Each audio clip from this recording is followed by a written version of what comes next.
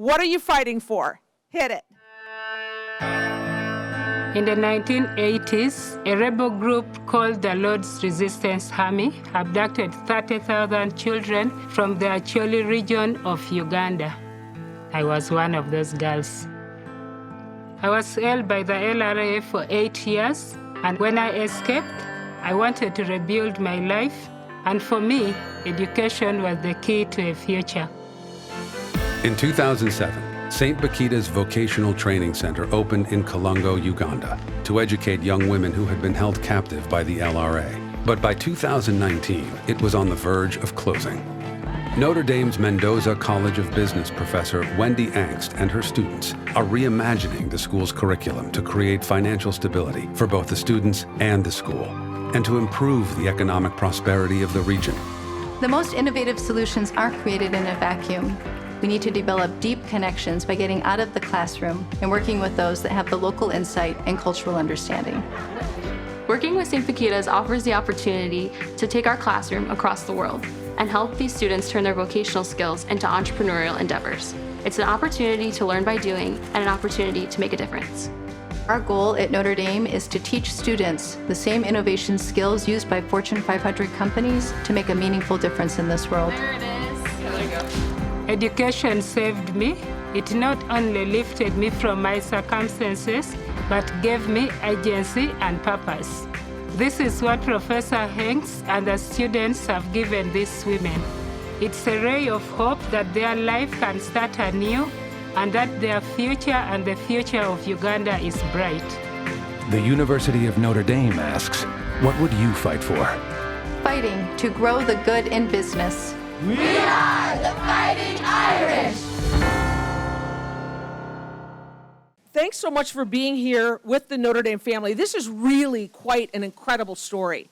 And I've seen that ad a couple of times, and each time I still get goosebumps. I look forward to watching it more. Victoria, this has been an unbelievable journey for you.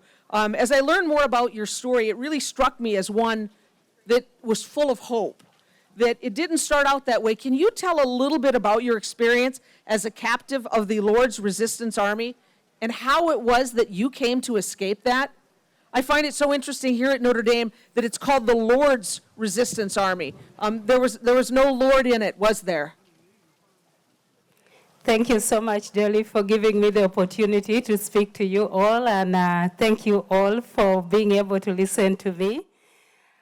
You can imagine a young girl of 14 years old, full of a bright future, then from nowhere the rebels come and take you away from school. That is who I am. So back in 1996, at the age of 14, I was abducted from school.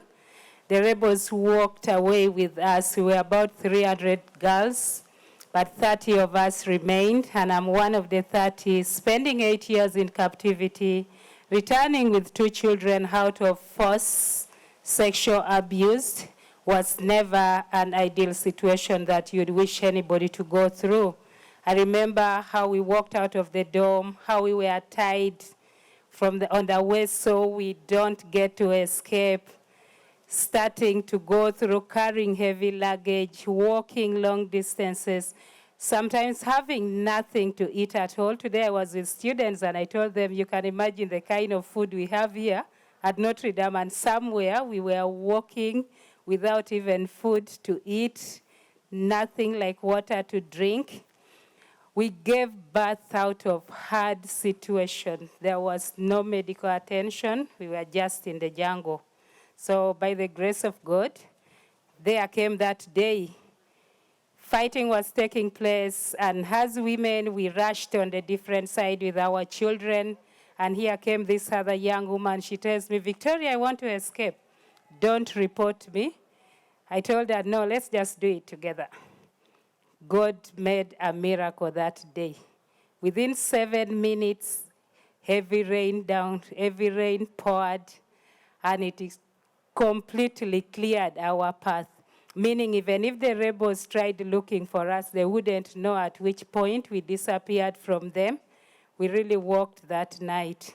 until the next day at around 6:30 a.m. when we came across a highway that would lead us to a nearby barracks where the government troops were.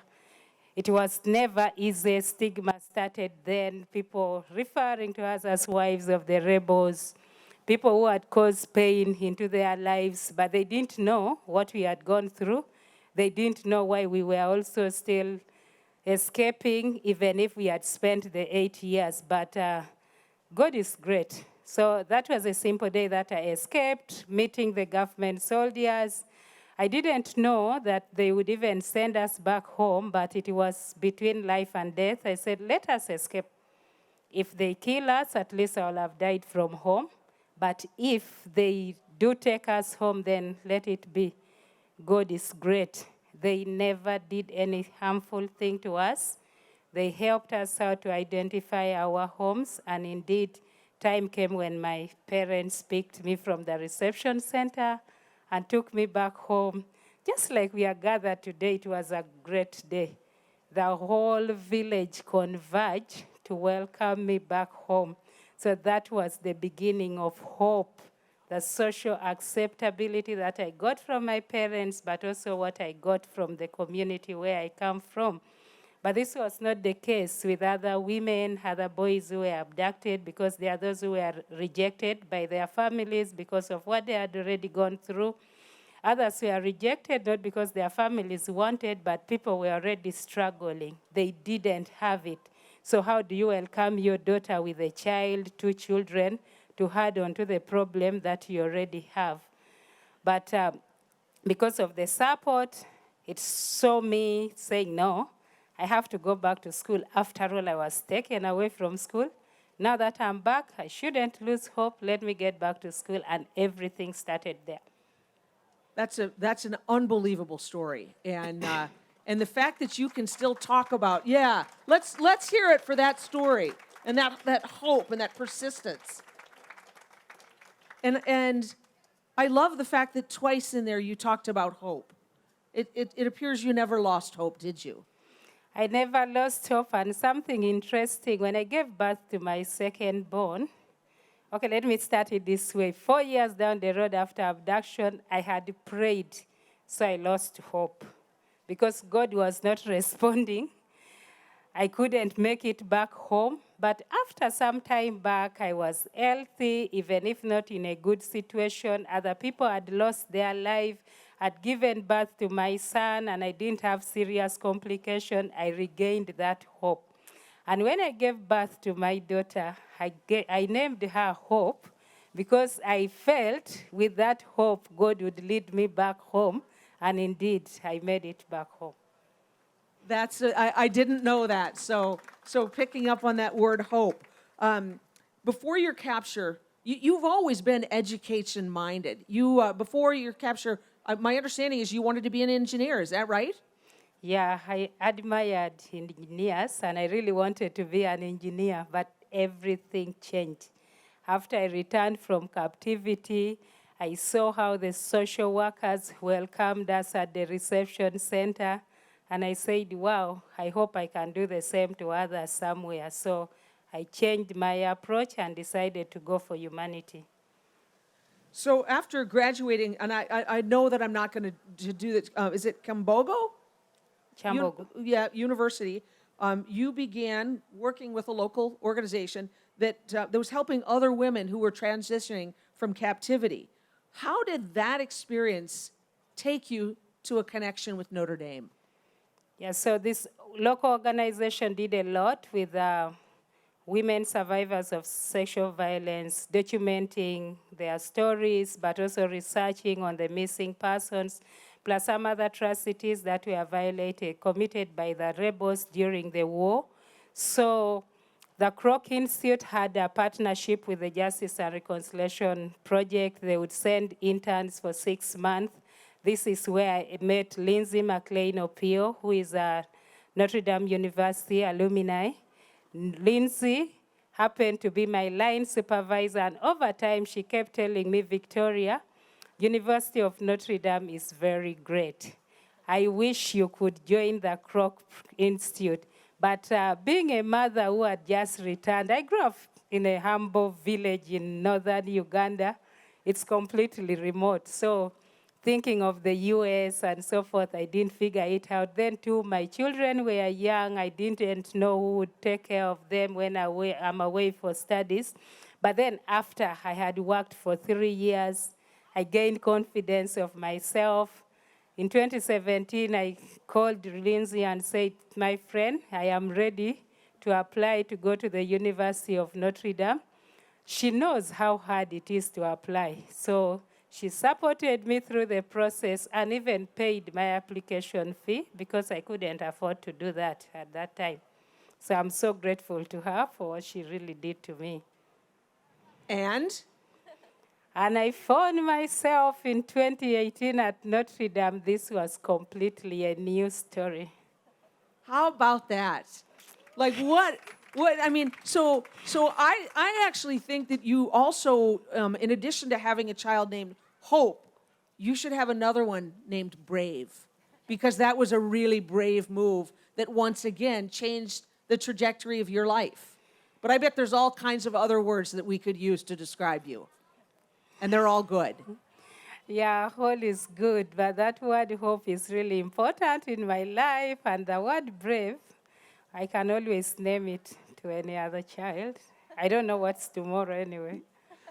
So Wendy, how did you, let's enter Wendy Angst. And let me just say, for those of you who've never met Wendy Angst, never heard her speak, never got a chance to, she's an incredible rock star at Notre Dame. And I really mean that. I have from afar, I'm going to embarrass myself and probably her, from afar had so much admiration for this, this incredible person that the university has working over in our business school. So Wendy, thanks for being here, and thanks for all that you do. So enter Wendy Angst in 2019. That's when you became aware of St. Bakitas. How did you learn about them? Yeah, so thank you, Dolly. That admiration is mutual. Dolly's incredible, as everyone here knows. But in 2019, I was just wrapping up fall semester and preparing for spring semester. And my project, my experiential learning project, had fallen through. And a colleague of mine at the Pulte Institute said, well, we're doing a project in Uganda, and there's a girls' school there that I know could use some help. And so in a matter of a couple short weeks, we turned that into our project. So we set off with our innovation and design thinking class for spring semester in 2020 to say, how do we reimagine vocational education in Uganda? And that's where it all began. And so over spring break, right, 2020, you and 12 of your students went over. And once you got there, the reality was very different than you imagined, wasn't it? Yeah, it was very different, Dolly. And I would just say that in the design thinking course, we conducted over 60 interviews with previous graduates of St. Bakitas, with experts, with people in the community. But when we got on the ground, none of those conversations had prepared us for the extreme level of poverty that we had seen in this region. The school that at one time had 400 students, it was a school created to support young women like Victoria that had been abducted by the LRA. They had 400 students in their heyday, and when we arrived, there were 10 girls at the school. And part of what we learned is that the families just couldn't afford to pay the tuition. There wasn't support for giving these girls the opportunity for an education. And then the school itself was really run down. The roofs were leaking, the infrastructure was very poor. So it really was just an eye-opening experience for us. And then to add insult to injury, to use a coin phrase, right after you got back, the COVID pandemic shut everything down.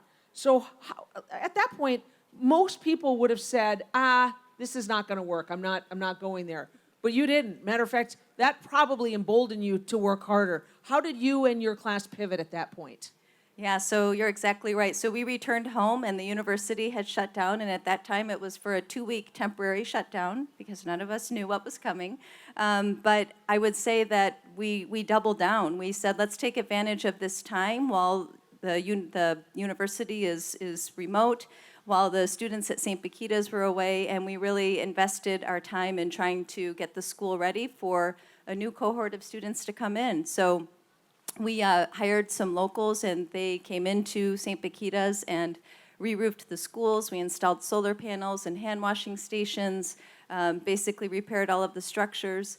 And then the students that had graduated and sadly had had their offers deferred, they stayed on and they launched a crowdfunding campaign and raised $45,000 to launch our first project where we planted 20,000 trees to combat deforestation and create some additional revenue streams for the school. So we used that time to move quickly and had made the decision at that time to have this project extend beyond just one semester and to commit to make sure that St. Paquita's would be self-sustaining and that we could impact the economic prosperity of this region. So at that point now, you're all in, and then you now need a head of school. So you looked around? I looked around. Well, and I had met Victoria in 2020 when she was here. She was one of the experts that we interviewed about Uganda, and she had went home, and I had the opportunity to travel back to Uganda in March of 2021 while everything was closed down. And I went with the purpose of meeting with the Archbishop of Gulu to work on our partnership and to begin putting in place a team to help support and reopen the school. So I reached out to Victoria and said, hey, I'm coming to town. Can we meet for coffee? But Victoria and I spent that entire week together. She helped me navigate all of the different partnerships and different cultural differences as we worked through that. And I knew going into it that Victoria would be the very best head of school that we could possibly have. It took a little bit of time to convince Victoria that that was her path. But after a few months, I eventually wore her down, and she accepted the job. I love the look, the exchange look up here. I know that there's an incredible backstory on this. So, Victoria, tell us a little bit. How did she talk you into it? Earlier on, you asked me whether I could name another child Brave. I just didn't have the courage, but I think I'm going to have the courage to say if I had the capacity or opportunity to give Wendy another name, I would call her Brave. All the way from the US, I am Ugandan, but I had not yet reached St. Bakita myself. When we went and visited St. Bakita, I told her, Wendy, I can't stay here fully, but I can keep visiting just to make sure the Notre Dame project is on the right track. But her resiliency and the desire to see the change in the community where the school falls made me, over time, just accept. And I remember I picked my phone one day and said, Wendy, I know COVID situation is bad, but I have decided to go and be at St. Bakita just like you had requested me. So she thought it was a joke, but it wasn't a joke. I'd made up my mind. But too, also, when you see how the girls walked into that school that day, you'd feel the need to commit yourself and do more for them. It was never the same. Today, I'm happy my girls are also seated here. At some point, I'll be introducing them to you all. That's incredible. So what, when you think about this, what's the value of the collaboration between Notre Dame and St. Bakita's? Oh my God, first of all, being an alumni of Notre Dame, I am humbled for what the family of Notre Dame is doing in my home country, because I experienced this love. I came to Notre Dame because of the generosity of many people that continue to support Notre Dame family. So knowing that today, the same family where I belong is extending it generously to my country is one great thing. But more so, every time we interact with the students in the design thinking class, they are so calm. They want to listen to my students at St. Bakita, brainstorm these challenges we are talking together, and then come up with the solution, then just help us through the process of how to implement it, make this relationship a very good one. And the relationship has also made it very easy for us to reach out to the different stakeholders on ground, like the church, government, other cultural leaders. So the relationship between Notre Dame is helping us address the long-term challenge that has been in that community. I can't wait to see how this will be in the next 5 years. Well, we can't wait to see it either. Wendy, when you started to see improvement through your work and what the undergraduates were doing, then your class really caught on, got an incredible name for itself, right? And so much so that you launched a club called the Innovation for Impact. Did I get that right? Yes, you did. And now it has about 150 members. Share with us, because I think it speaks to a broader Notre Dame initiative. What's the club doing, and how does it complement your class? Yeah, so with the design thinking class, we like to say that students are learning the fundamentals of design thinking, which begin with having empathy and really trying to put yourself in the shoes of another. So we start with that, and as Victoria mentioned, we collaborate really closely with the students at St. Bakida's. We also installed a computer lab in Uganda, so at least once a week, the students in the design thinking class are partnering with their team in Uganda to come up with ideas and implement. And then creating the club was really important because we wanted to make sure that any student at Notre Dame that had an interest and passion for doing this type of work, which is just about every student, right? But they're busy, so we have a good number that are engaged. But they have the opportunity to get involved and continue working on this club. So I would just like to recognize our club president, Lindsay Ludwig, is over here. Yeah, and then a couple of graduates from the program as well. So Quinn Gallagher and Ivana, who have both been to Uganda with me twice as well. But yeah, so it's really been an opportunity to continue to implement these projects and offer ongoing support.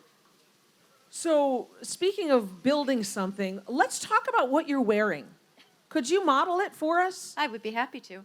Yeah, there's a social media campaign the students are working on today, like how do you wear your St. Bakida's? But this is a wraparound skirt that is made by lovely ladies here in the front row.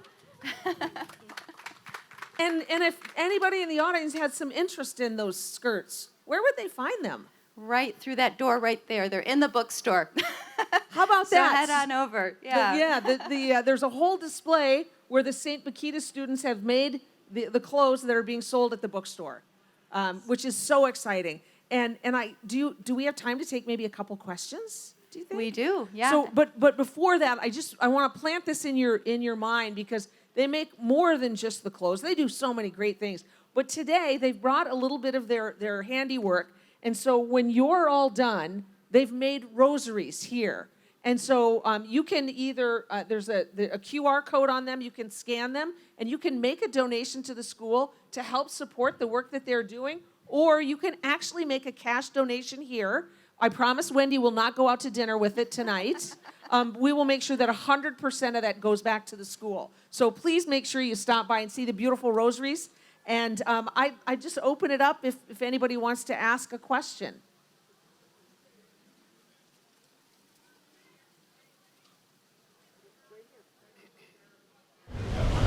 How many girls are in the school? How many girls are in the school? So we have a total of 78 girls, and that's our first cohort of innovation scholars. So they are supported through the University of Notre Dame on a work-study program. And we have 3 of those young women here today. I'll let Victoria introduce them.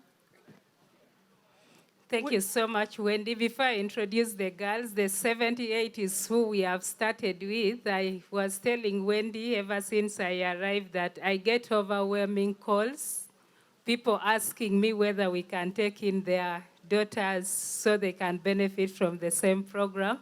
So I am happy to introduce Achen Elizabeth. Woohoo! Elizabeth is 20 years old and she's doing tailoring. She's one of the team that made the skirts, the elephant pack bags that you can easily find it at the bookstore. Thank you, Elizabeth. We have Alimo Faida. Faida is 20 years. She's also a student in the tailoring department, but we offer them different skills, the rosary, making of other detergents that we couldn't bring here. Thank you. And finally, we have our last born among the team called Alanyo Falida. Falida is 16 years old, also a student of tailoring. Thank you so much, Falida. Thank you. Do we have another question? Tim, do you have one? Sure. Let me ask a question. How, in addition to the generosity of the University of Notre Dame, and in addition to your micro businesses, how do you support the school from the community within Uganda? So the question was, in addition to what Notre Dame is doing there and the micro businesses, how do they involve the community in supporting the school? Yeah, so we have engaged the community in different aspects. Outside the tailoring, we have the school farm. So we bring the different members of the community to participate. How do they benefit? One, we pay them for the service, but we have gone towards saying, how can we have other projects that would enable them also benefit beyond just being paid? So the agroforestry is underway, where we will train them how to plant trees, but also encourage them to plant in their own homes so they can benefit from the sustainability program that we have at Notre Dame.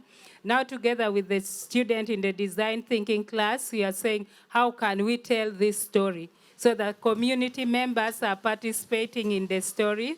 This story will be documented so that any other person can walk in and be able to learn from it. But above all, for us to realize the big dream we have for the community of Calon, we have the upcoming project on setting up a community center. The community center will give opportunity for not only the students of St. Bakita or their families, but also the other members of the community to gain from it in the different projects that we are making. They can be employed, but they can also rent space to carry out their businesses. Thank you. Yeah, and I just want to add to that that our spring semester, our class is collaborating with the architecture students. So the architecture students are coming to Uganda to survey and design the community center, and then our class will continue to work with the community and hopefully be able to find the support to build it. Yep, follow-up question. That was an excellent answer.